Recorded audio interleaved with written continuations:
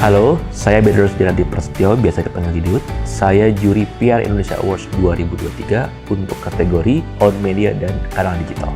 Tahun ini sebetulnya cukup menarik karena banyak peserta yang cukup memanfaatkan sosial medianya untuk menggunakannya lewat vertical video, short video gitu ya.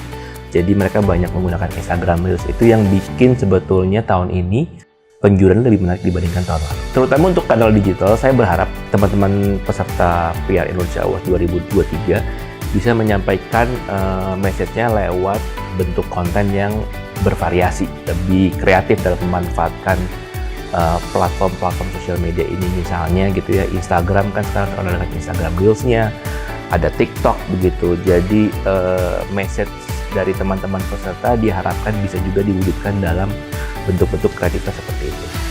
Sebetulnya kalau untuk tahun ini, peserta tahun ini cukup banyak dibandingin tahun lalu. Yang menonjol adalah semakin banyak peserta yang menggunakan short video untuk menyampaikan message-nya sih. Jadi sebetulnya makin banyak peserta yang secara kreatif gitu ya untuk bikin konten di sosial media mereka.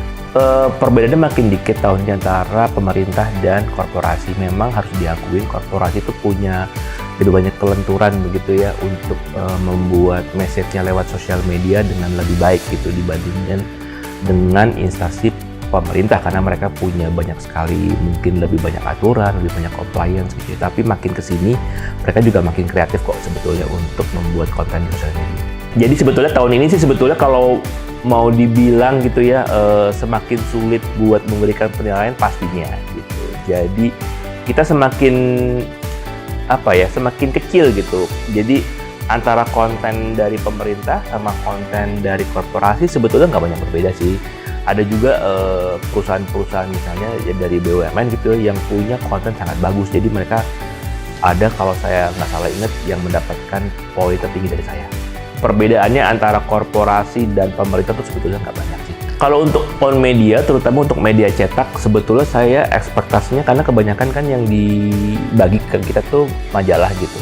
Saya sih sebetulnya mengharapkan desain yang mudah untuk dibaca atau lebih vibran, lebih mudah gitu. Karena harus diakuin walaupun pembaca majalah itu nggak banyak, tetapi sekarang semakin muda gitu ya. Sekarangnya generasi Gen Z gitu ya, atau milenial yang akhir-akhir gitu. Kita suka melihat desain yang muda, yang vibrant gitu. Nah, saya lihat kebanyakan dari teman-teman yang peserta media cetak itu belum memanfaatkan secara kreatif gitu. Jadi masih polanya tuh desain majalah yang lama. Padahal sebetulnya sekarang kan dengan semakin banyaknya konten sosial media, desain itu juga bergeser gitu.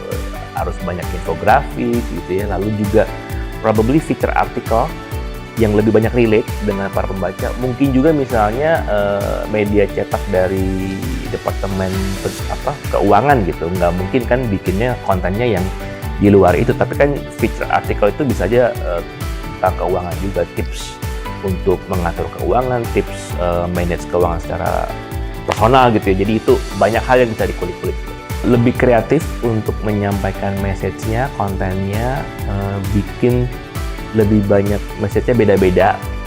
Kalau untuk channel yang berbeda gitu, diusahakan jangan mirroring gitu ya.